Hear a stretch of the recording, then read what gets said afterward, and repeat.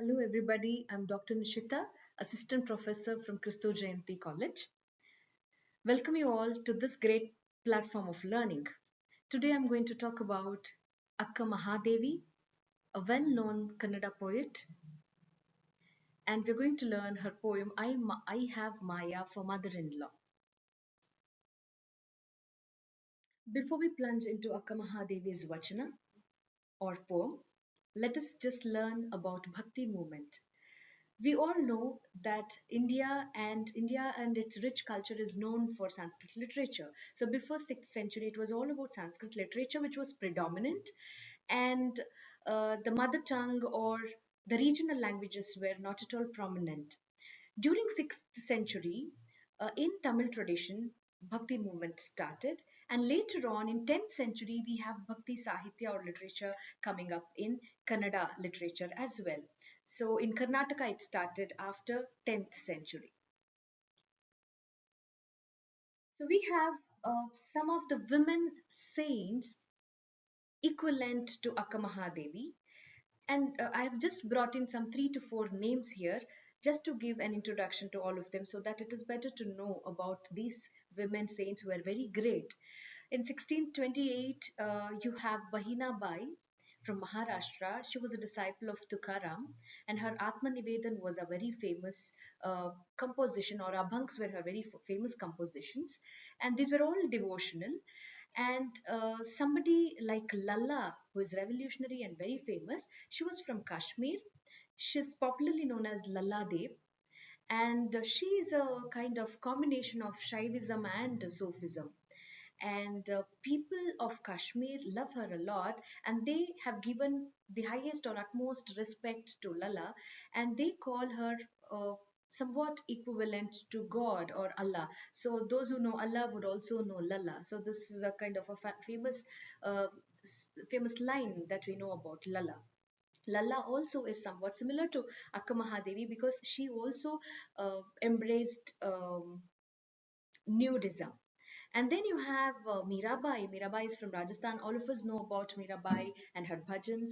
And you might also have heard about Andal from Tamil Nadu. So these are some of the women poets I have tried to brought in so that you can compare them with Akka Mahadevi, and you can talk about all these women saints. It's really good to know about these great writers and bhakti saints. Let us now see what Akka Mahadevi's Vachana are. Vachana in Kannada refers to the dialogue or the speech.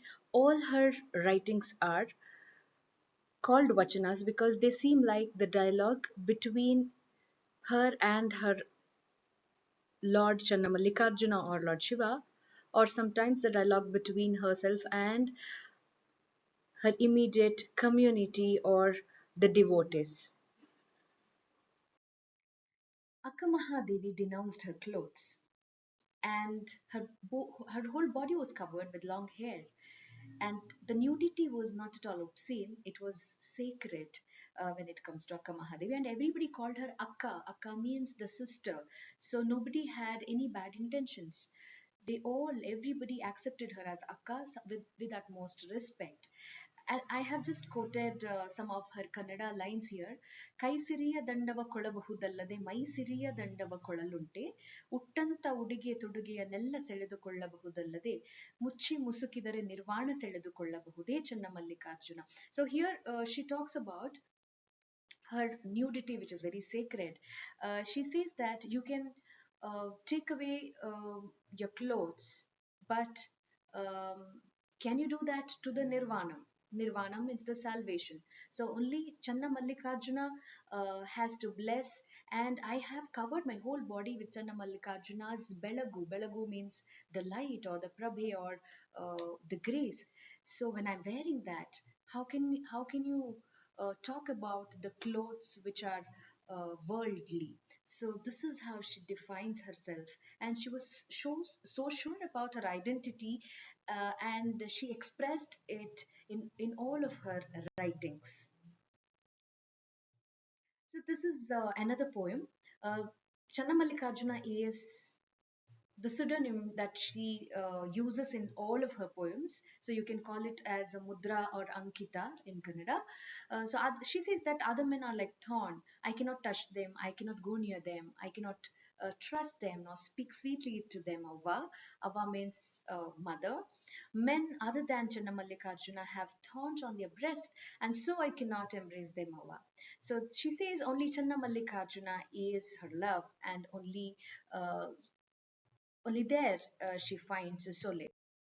So here we have the original text of I have Maya for mother-in-law. So let me read out this Kannada Vachana so that you can just feel the rhythm and the rhyme pattern that is there in the original text.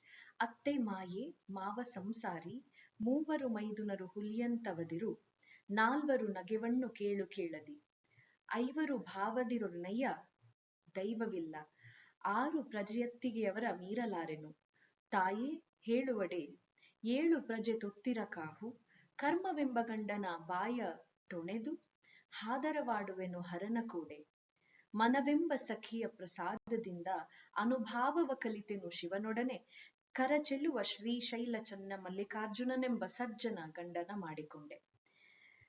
So let us go to the translated version now. I have Maya for mother-in-law. I have Maya for mother-in-law, the world for father-in-law, three brothers-in-law like tigers, and the husband's thoughts are full of laughing women. No God, this man, and I cannot cross the sisters-in-law.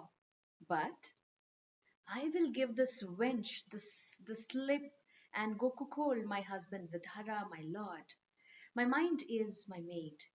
By her kindness, I join, my lord, my utterly beautiful lord, from the mountain peaks, my lord, white as jasmine, and I will make him my good husband. So now you can understand here that for Akka Mahadevi, the worldly uh, pleasure is not important and she is not at all. She just rejected it.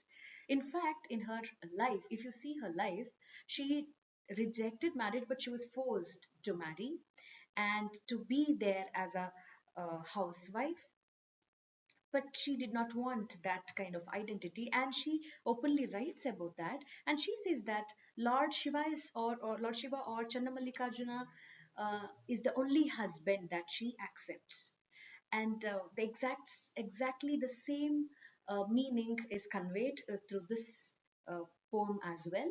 She says, I have Maya for mother-in-law. So she's just describing all of the family members here. So how mother-in-law is, she's just a Maya, she's just a kind of a magic or the myth that is there, not the truth. And the father-in-law is the head of the family, so he's the entire world. So the patriarchal hold that he has on the family is something that is significant here. And then three brothers-in-law, like tigers. So this particular line says that how they were so manly and how the patriarchy was rampant in that family, and the husband's thoughts are full of laughing women. No God, this man I cannot so here about husband, she does not write anything positively. She says that for him, the worldly pleasure was important, which she could not accept or she could not um, provide him with. So that is why he had the thoughts about laughing women or the women whom he liked, which she was not the one. And then in the next line she talks about her sisters-in-law, um, and how they were very ruly and she could not cross them. In spite of all these difficulties, she now gives a twist by giving the word but. But I will give this wench the slip and go cook my husband with Hara, my lord. So in Kannada, if you just if I just remember the line what I read in Kannada, she says Harana kude hadara. Hadaravade. Hadara is something like similar to cuckold here. So she is ready to go as a prostitute if the Hara or Hara means the Lord Shiva. So if he is her husband, so she would denounce her husband and she would go to Lord Shiva. So this is some kind of bold um, line that she has written. Being a poet of 10th century, how dare she is to write this particular line, and how openly she writes this. So this becomes something very important for us to understand, that you can call her as an early feminist or a prototype of feminism. So you can in the next few lines you can understand that how it's all about Lord Shiva, that she uh, loves about and she cares or she goes to, and that is what she claims here. Lord Hara is her only husband or only love, so she can go to Lord Hara or Lord Shiva, and her mind is her maid. uh, Here in Kannada it says Sakhi, not the maid. Sakhi means constant companion, or the friend, or um, somebody who can really understand and help. Maybe you can call her as a confidant. So her mind is her confidant, and she listens to her mind. Whatever her mind says, she will listen to that.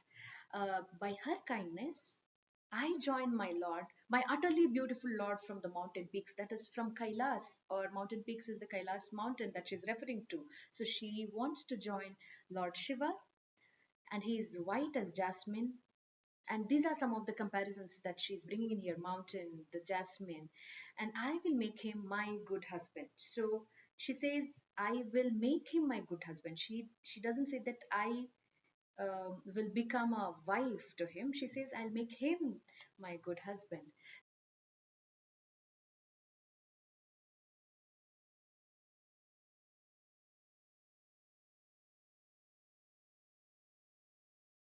In conclusion, you can analyze Akka Mahadevi's writings as liberating, as you have already seen in this poem and also in some of the other vachanas that I read it for you. You can see that they were very boldly written and liberating. And most important fact is, most of the times we have heard men saints writing about their spiritual experiences, but here there's a woman saint, poet, who is writing about her experiences. And that's why you can call you can claim that there's some kind of equality that she claims here in the spiritual pursuit. And if you also observe, all her writings are against the patriarchy, the relationships, or the institution, or the boundary, or the society which confines you to a particular form of living. She moves out of it, she transcends, and she goes to meet her Lord or her only husband that she accepts, that is Channamallikarjuna or Lord Shiva.